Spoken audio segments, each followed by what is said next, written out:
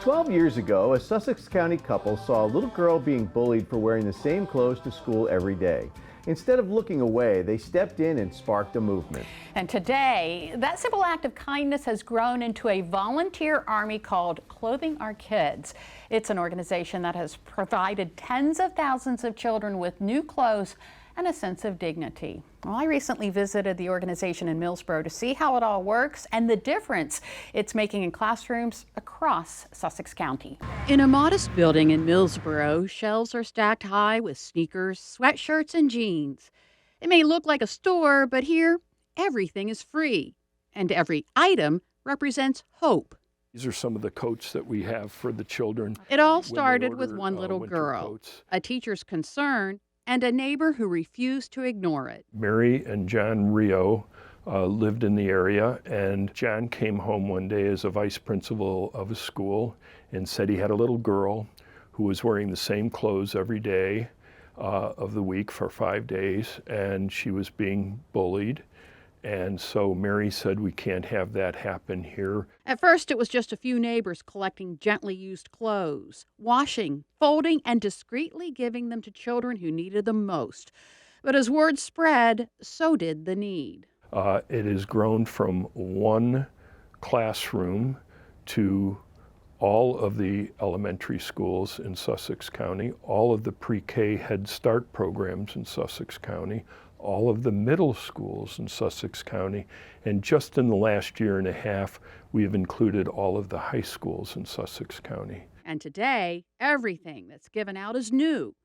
That shift happened about 8 years ago when teachers and counselors noticed how a child lit up when they received clothing that still had the tags on it. It's a sense of pride. It's a matter of feeling good about walking into school.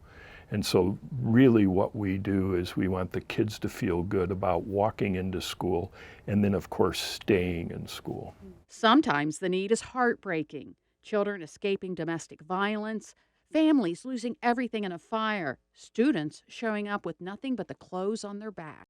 They have emergency funds for food through the food banks. They have emergency funds for shelter for these children, especially in the wintertime, to get out of the cold.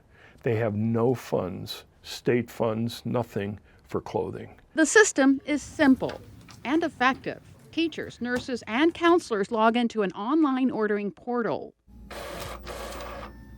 Volunteers take that order and find the requested clothing. The items are packed up and then hand-delivered back to the school. The last link in the chain is closing the link with that teacher that ordered the clothes, and then that teacher gets to give the child the clothes. We don't want to be, visible to the child. We don't even want necessarily know the child got it from Clothing Our Kids.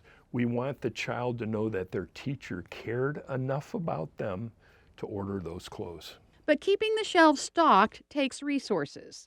Each year, Clothing Our Kids spends about $180,000 on new clothing. Half the budget comes from an annual golf tournament, the rest from grants and community drives. We're all volunteers. Everything stays in the community. We're here in Millsboro.